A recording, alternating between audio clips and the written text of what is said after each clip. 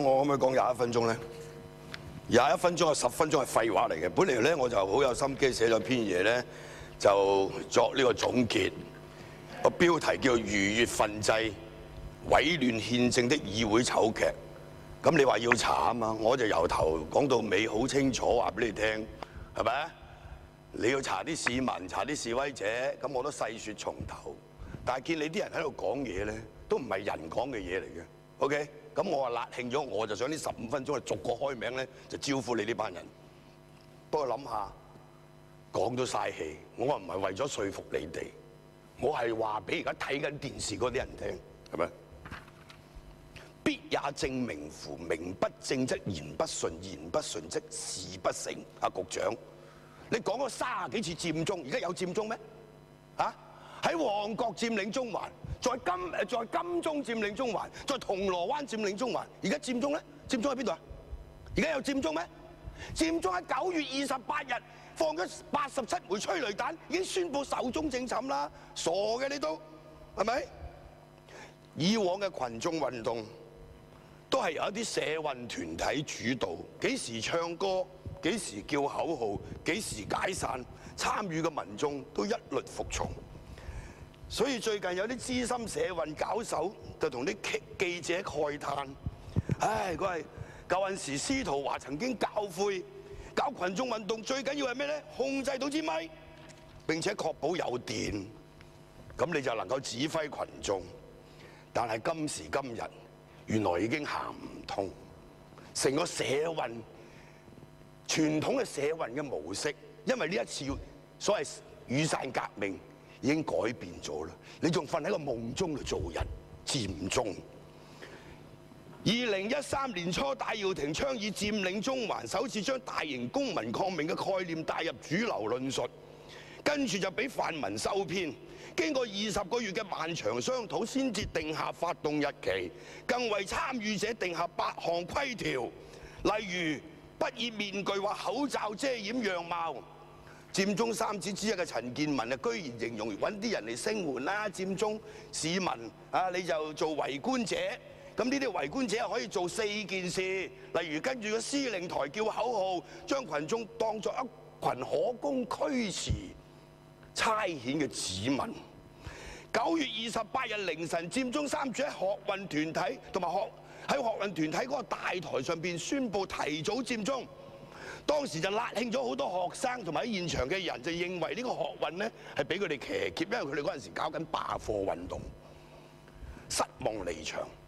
到咗9月28號嘅晚上，警方向群眾發射87枚催淚彈之後，多次高舉速離否則開槍嘅警示牌。網上邊一度傳出金鐘以鳴槍聲、催淚彈發射器同埋槍械嘅聲音，平民難以分辨。呢個傳聞亦都由此而起。佔中三子一聽到話開槍啊，跟住仲有大殺傷力嘅武器啊，同埋學聯嘅頭就立即宣布停止啱啱宣布啟動嘅佔中運動，呼籲群眾離開。嗰陣時佔中已經係玩完啦，阿局長，必也正名乎？你而家係對住一個唔存在嘅敵人喺度攻擊㗎啦，你明唔明啊？做咩局長啊你？但係群眾係唔聽呼籲，實行自力救濟，自發戴上口罩。我喺現場啊，話俾你聽。喺海富中心門口，自發戴上口罩、眼罩，我都戴咗個眼罩。不過後尾我入醫院洗眼，因為我中招啊，以避免秋後算賬，或者藉此抵禦胡椒噴霧同催淚彈。嗱，呢個咪公然違背咗所謂佔中嘅規條咯，唔准戴眼罩、口罩係咪啊？並且擴大運動，佔領街頭、佔領區擴展到旺角同埋銅鑼灣。調咩查啫？呢啲你都好清楚㗎啦，係咪？局勢穩定之後，學聯、佔中三子同泛民喺金鐘行人天橋底設呢個升降台，以大會名義多次發號施令，但係多數市民已經不再理會。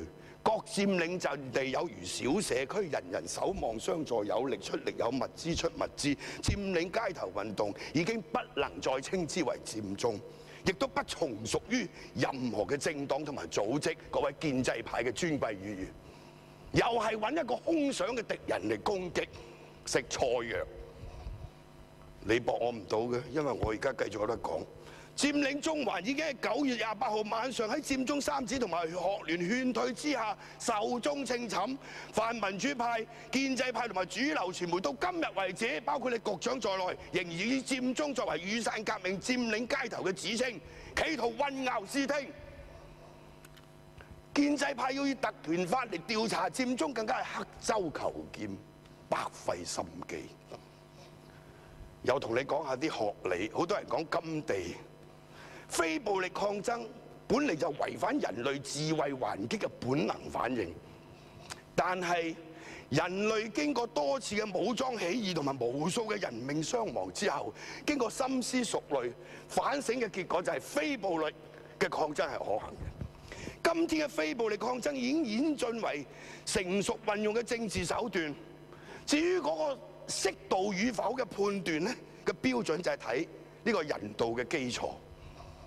公民抗命、非暴力抗爭嘅典範甘地，美國黑人民權領袖馬丁路德金，佢都係以此作為佢偉大嘅志業。佔中三子就似乎十分預冒呢個甘地同埋馬丁路德金，亦都有模仿呢兩位非暴力抗爭典範嘅嗰個意思，先至提出嗰個理想。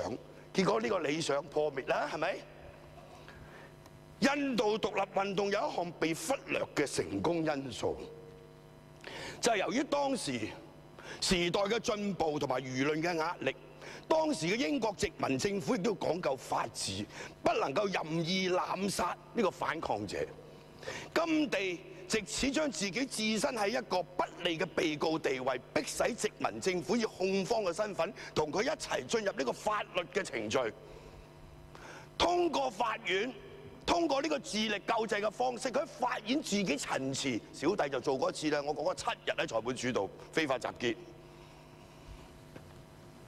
佢認為呢一個法律嘅遊戲規則係公平嘅，所以佢呢個獨立運動到最後就成功，係咪？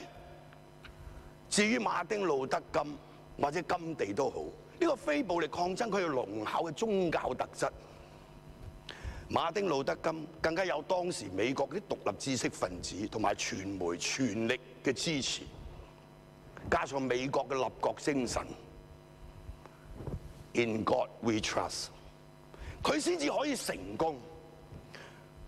雨傘革命已經成為國際事件，佔中3人如果遭到檢控，佢都可以將法院變成一個抗爭之地。但係我哋唔好忘記，當年嘅倫敦同華盛頓都仲有羞恥之心，同你講下道理，司法都仲係獨立，係咪？亦都明白到當時嘅民族自決同埋美國嘅種族平等呢一個所謂歷史潮流不能抗拒。但係今天嘅特區專權政府毫無自省嘅能力，事事以北京以此為上，係咪？至於佔中三子嘅所謂集體自首行動，老實講啊，特區政府只要選擇一啲頭面人物起訴你就得啦。集體自首你就搞到佢咩？發夢冇咁早，啱唔啱啊？今時今日，你估好似近時甘地，我癱瘓你個即係監獄，坐爆監獄，英國佬真係驚啊！今時今日呢個特區政府驚你有牙咩？你睇到㗎啦，啱唔啱啊？係嘛？因為佢有阿爺撐住。佔中三子最大嘅問題嗱，你要查啊嘛！我而家咪我做觀察者，我分析嘅，而家好客觀嘅係咪？最大嘅問題就機械化將印度同埋美國南方非暴力消極抵抗模式移植到嚟香港作為教條，但係事實嘅發展就唔係咁啦。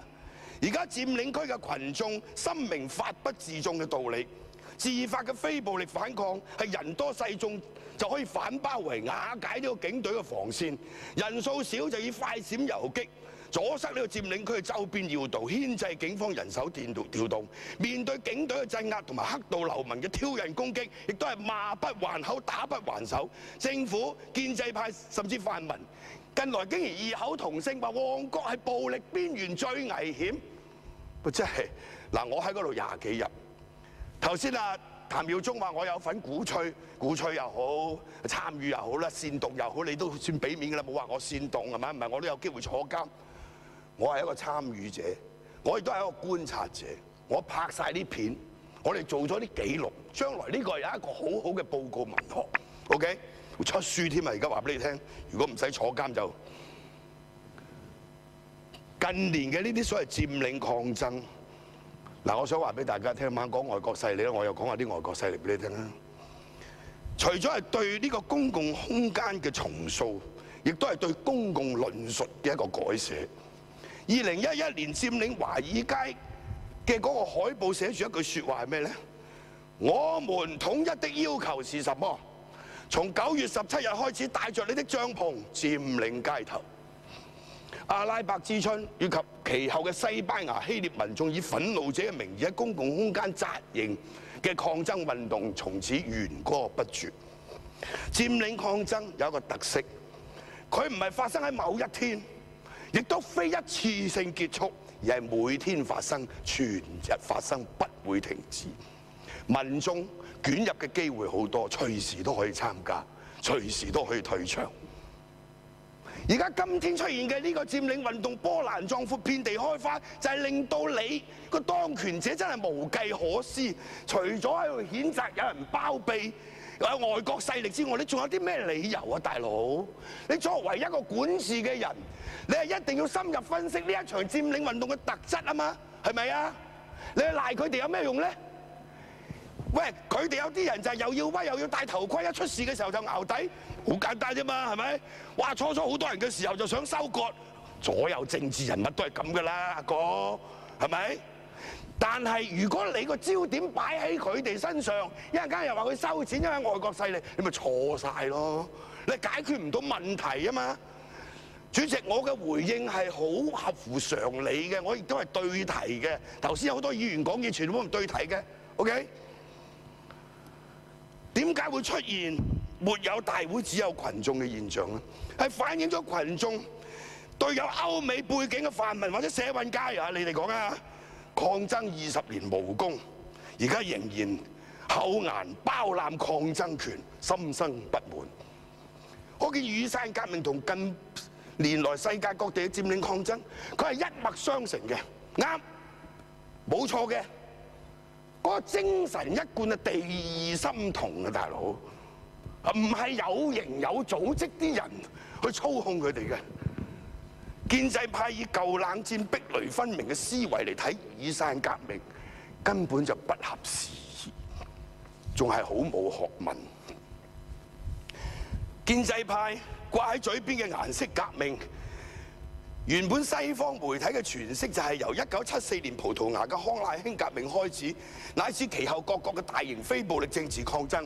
2003年至到而家，俄羅斯周邊5個蘇聯全加盟共和國，先後發生咗6次嘅群眾抗爭運動，長期執政嘅親俄統治者下台。